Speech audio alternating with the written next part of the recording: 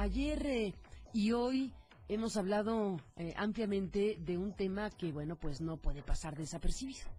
Ya sea que usted le dé o no credibilidad a las declaraciones de alguien que está siendo procesado por delitos gravísimos en una corte de Illinois, pero al final de cuentas estamos frente a una persona relacionada directamente con uno de los cárteles o el cártel más grande y más importante de nuestro país y de América Latina y de no sé cuántos lugares, que es el cártel de Sinaloa, y que en el proceso de defensa, en su proceso de defensa ante esta Corte Federal de Illinois, pues ha argumentado, ha presentado declaraciones por escrito que hablan de un presunto pacto secreto entre el cártel de Sinaloa, del Chapo Guzmán, del Mayo Zambada y del mismo Vicentillo Zambada, con autoridades federales de los Estados Unidos en materia de combate a las drogas.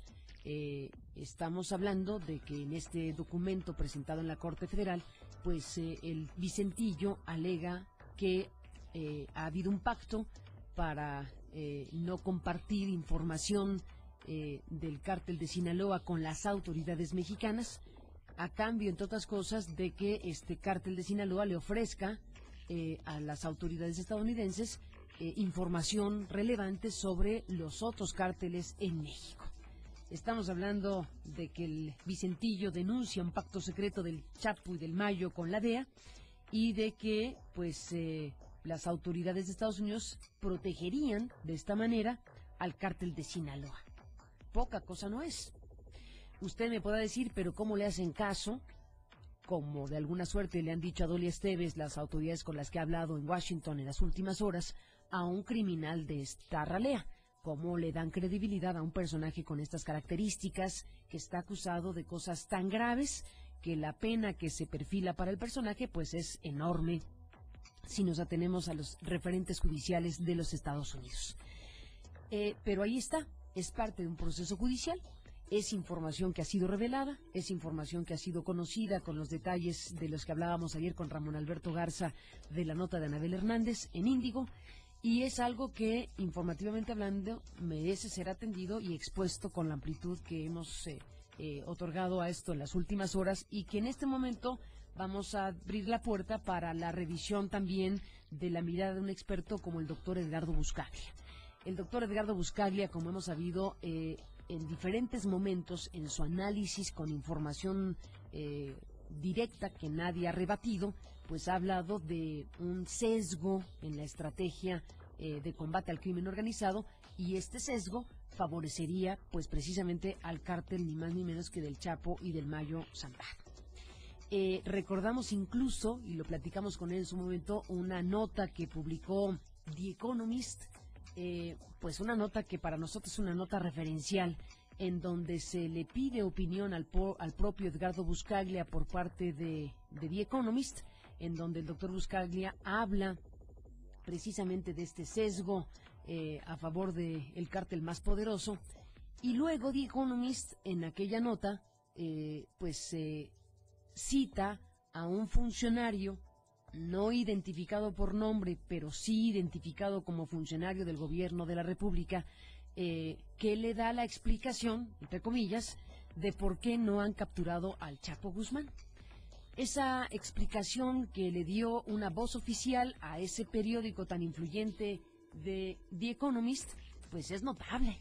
Entre otras cosas porque, recuerdo el dato, decía que se requerían unos 100,000 hombres para capturar al Chapo Guzmán, y que, bueno, pues el perfil del cártel encabezado por el Chapo y el Mayo, pues era de otra naturaleza que el de los otros cárteles, de los cuales habían capturado a más personas, y que las cifras ofrecidas por el doctor Buscaglia, pues hablaban de que ese era un indicador, el número de capturas respecto a un cártel comparado con los de Sinaloa, pues era un indicador de que había un sesgo a favor de uno de los cárteles que existen en territorio mexicano. Esa nota de The Economist, como decíamos, es obligada a traerla a cuento en esta mañana, pues porque tenemos ahora las declaraciones, ni más ni menos que del Vicentillo ante la Corte de Illinois, diciendo el pacto es entre el cártel de Sinaloa y las autoridades estadounidenses. Y en este contexto y con esta información y con estos elementos a la mesa, pues le agradezco mucho al doctor Buscaglia que nos permite escucharlo nuevamente con este foco de atención, con lo que dice el documento del Vicentillo Zambada presentado en la Corte de Illinois. Edgardo, doctor, buenos días y bienvenido, ¿cómo estás?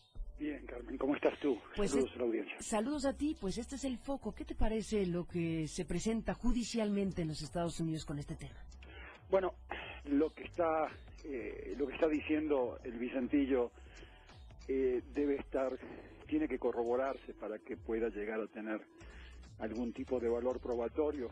Él argumenta que se le habían hecho promesas, y en ese sentido, si se le habían hecho promesas, él inclusive argumenta que hubo reuniones en un hotel céntrico de México, y ahí uno de sus colegas en la organización criminal Sinaloa lo llevó a conversar con un agente de la DEA, inclusive dan el nombre del agente de la DEA, pero todo eso se debería corroborar, o sea, tiene que haber forma de corroborarla. Inclusive en algunos casos hay videos en los hoteles cuando se toman, pero hay que tener mucho cuidado porque esto hay que corroborarlo. Mira, en Colombia y en Afganistán teníamos muchísimos casos de personajes como este hombre diciendo que se le habían hecho promesas, que el gobierno americano le había hecho promesas y que por lo tanto se lo tenía que sujetar a un estatus especial desde un punto de vista judicial. Eso sucedió en Colombia, donde en algunos casos se determinó que los agentes de la DEA no eran tales, o sea que se habían hecho pasar por agentes de la DEA. En el caso de Afganistán, te voy a contar una anécdota que es real, es un caso que inclusive creo que salió a la prensa, en donde al mismo presidente Karzai le llegó a su oficina y tuvo reuniones con alguien que se hizo pasar por un representante de los talibanes. Y se hizo pasar por un representante de los talibanes. Y llegó a la oficina del presidente. Conversó con Karzai, le dieron dinero inclusive para que lleve adelante las negociaciones con los talibanes, y resultó ser un impostor. Entonces hay que irse con tiento. Entonces hay que ir con cuidado en esto, porque esta gente dice muchas cosas para defenderse en todos los juzgados. Ahora, eso por un lado. Por el otro, la DEA es conocida también por actuar muchas veces de manera muy incompetente. Tú recordarás que hace años, cuando conversábamos contigo por radio y televisión, te decía que la DEA es corresponsable del fracaso de las acciones que vino llevando el gobierno mexicano aquí. Y te lo dije varias veces, tú recordarás que la DEA es corresponsable de eso. Ha tenido un monopolio en muchos de estas asesorías que no han dado resultado en México, y que por lo tanto no me llamaría la atención que también estén utilizando a gente como Zambada, porque lo han hecho en otros países, lo han hecho en Tailandia, lo han hecho en Colombia, lo han hecho en Rusia. O sea que hay que ver hacia dónde va esto, simplemente siguiendo la causa judicial, el procesamiento que se le lleva a este hombre allá en Estados Unidos, y ver qué otra evidencia surge, corrobore lo que se está diciendo. Pero por un lado te digo que hay que tener cuidado, pero por el otro te digo que hay precedentes de la incompetencia de la DEA en muchos casos como este. Y de negociaciones de esta naturaleza en otros lugares. Claro, porque sí se han confirmado. Se infiltra a los grupos criminales, se los infiltra con gente desde adentro, o sea, con gente que tú le pagas y usas, que son miembros de grupos criminales, y a veces en algunos casos se le colocan agentes de la DEA o agentes de otras agencias se infiltran en la organización. O sea que va de ambos lados. Se utiliza gente como Zambada en algunos casos, y además se los infiltra con agentes de la DEA. Entonces hay que esperar, pero esto es muy compatible con lo que también se ve en otros países. En general te diría que la DEA ha tenido un rol bastante pobre aquí, y de alguna manera, como te vine pronosticando desde hace tiempo, el gobierno americano ha venido licuando a la DEA, ha venido dándole mayor rol a otras agencias norteamericanas en su asesoría al gobierno mexicano. Y eso es bueno, porque la DEA tiene que tener un mayor control de calidad en su accionar, que no lo ha tenido hasta hace poco tiempo. La DEA ha venido en México trabajando con bastante soltura, con bastante libertad por muchísimo tiempo, y es bueno que ahora tenga por lo menos mayor control de otras agencias norteamericanas. O sea, no los controla mucho el gobierno mexicano, pero por lo menos que otras agencias norteamericanas los esté controlando. Y además el Congreso norteamericano también tiene un rol de control que es bastante efectivo, donde tienen que dar cuentas las agencias de este tipo ante el Congreso norteamericano, que tiene un plantel de servicio civil de carrera que asesora a los legisladores para que realmente el Poder Legislativo lleve adelante un control de estas agencias mucho mejor. Pero, en fin, para ser prudentes te digo que lo que está diciendo Zambada ha sucedido en otros países. La DEA ha llevado adelante operativos en donde se han utilizado agentes de sus propias filas y se han infiltrado organizaciones criminales rusas, organizaciones criminales colombianas. En Afganistán se opera también de esta manera, pero por otro lado también hay muchos miembros de grupos criminales que salen a decir que estaban trabajando con el gobierno americano, y en algunos casos se ha dado que esos supuestos agentes del gobierno americano con los cuales se reunía gente como Zambada terminaron siendo no agentes, eran impostores. Así que tienes toda la gama posible de Sí, todo, o sea, son hipótesis. Y lo único que sí estás de acuerdo, Edgardo, es que el tema no puede pasar desapercibido, porque estamos hablando de un documento presentado en una corte federal de Illinois. Ya es un asunto que forma parte del proceso judicial en contra de uno de los personajes pues más importantes, públicamente conocido ahora, del cártel de Sinaloa, ni más ni menos. Claro, y debe haber varios funcionarios mexicanos y americanos pedaleando en el aire, porque hay un problema.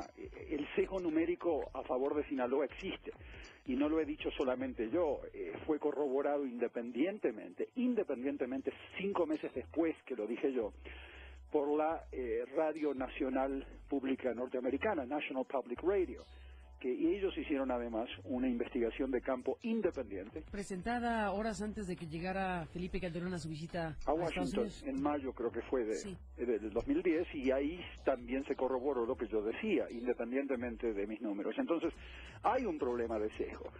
Ahora, cuando hay un problema de sesgo ahí, normalmente no se argumenta que el presidente Calderón, él personalmente, está coordinando la protección o el sesgo. Nadie dice eso. Pero tiene que darse una explicación, y la explicación puede llegar a ser esta, porque el sesgo a favor de Sinaloa sigue existiendo. Puede llegar a ser esta, que es la que argumenta este hombre. Puede llegar a serlo, se tiene que corroborar, pero puede llegar a ser una explicación en la cual el gobierno mexicano, si se llega a corroborar lo que ha dicho Zambada, ¡qué escándalo! No puede decir que ellos no sabían, como están diciendo sobre Rápido y Furioso.